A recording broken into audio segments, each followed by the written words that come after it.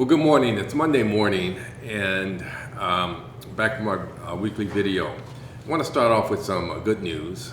Wayne State was notified recently that we received Excellence in Assessment designation for 2020. That's pretty major news for us. We have really come a long way in terms of assessment.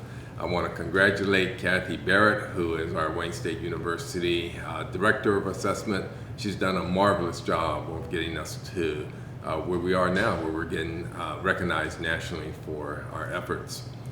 Other than that, this week was a very difficult week for me. We have to finish a fiscal year 21 budget. We've got a significant shortfall to cover. And it's just been agonizing, and we're not done yet because we want to do everything we can to minimize impact on our faculty and staff. And so we're still dealing with trying to come up with other scenarios to cover this budget gap with the least amount of impact to our employees. We do expect the state to finish its budget this week, and so we'll have more information also, which will be helpful in building our fiscal 21 budget. So stay tuned. The other reason why it was a tough week, though, is the death of Ruth Bader Ginsburg. Certainly, she was a giant, legal giant, and so that loss is significant from that standpoint. But I'm also really concerned because I'm just fearing what's coming up over the next month or two in terms of the polarization that exists in this country. And as I think about Justice Ginsburg, I think a lot about her relationship with Antonin Scalia and how they were really polar opposites ideologically, but they got along. In fact, they were really, really good friends. And I just fear that we're beginning to lose that, or we are losing that. And I'm just hoping that that the next few months is not one where it just further polarizes our country.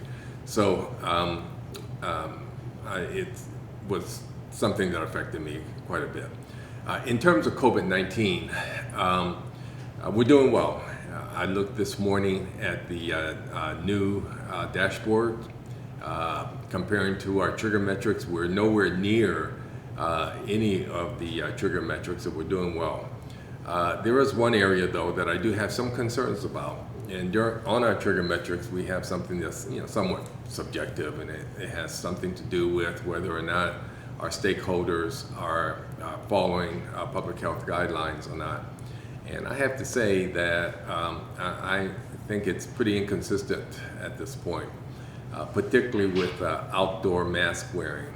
Last week I mentioned that we all seem to be doing really well in terms of wearing masks. This week, for some reason, I can't quite figure it out, but as I walk around the campus, I see a lot of people not wearing masks outside. In fact, I stopped one person and asked why he or she wasn't wearing a mask, and it was a male, and he basically said that he thought that he didn't have to because he was outside. So we've got to certainly do better in terms of our communication. Masks are required on campus, whether it's indoors or outdoors, and I encourage everyone to wear masks.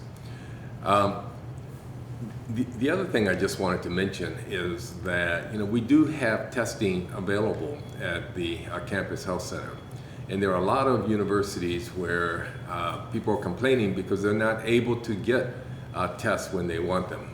We're asking for volunteers to come in and be tested. We're also doing some mandatory testing, but we want to get as much data as possible. We want to make sure that our campus is as safe as possible.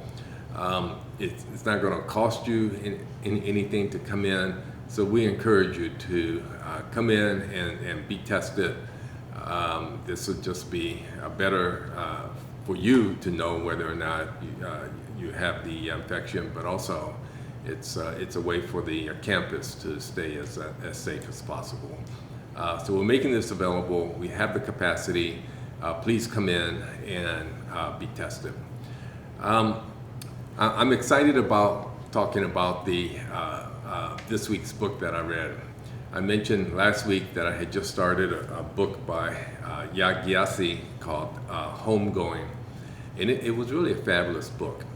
I spent a little bit of time on this because it requires a little explanation. It's a book about two women. Actually, let me start over again. It's a book that was based initially in Ghana, and there were two women who were half sisters. They both had the same mother, but different fathers in Ghana. The half sisters had very different lives. One, and they hadn't met each other, by the way. One married an Englishman who ran a slave trade and lived in a compound in a palatial palace, basically, with dungeons, the slave dungeons underneath. The other was sold into slavery, was actually in the dungeon. Again, they never met. One obviously stayed in Ghana and had a long succession of people who came from her.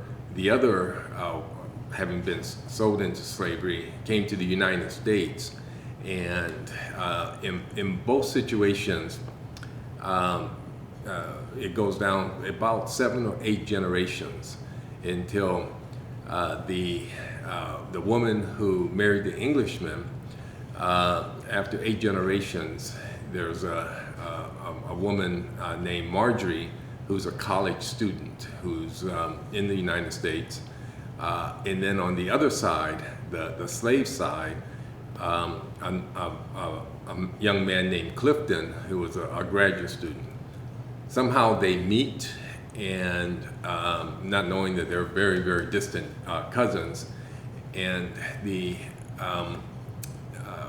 relevance to now in terms of Black Lives Matter and the lives that both sides of the original two women lived, one in Ghana and one as a slave in the United States. The juxtaposition is just fascinating. I would have to say that neither set of extended families going down 8 generations led a great life.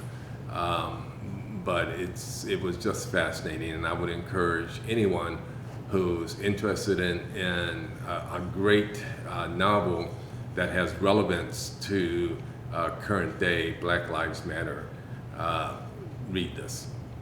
I'm starting another book now.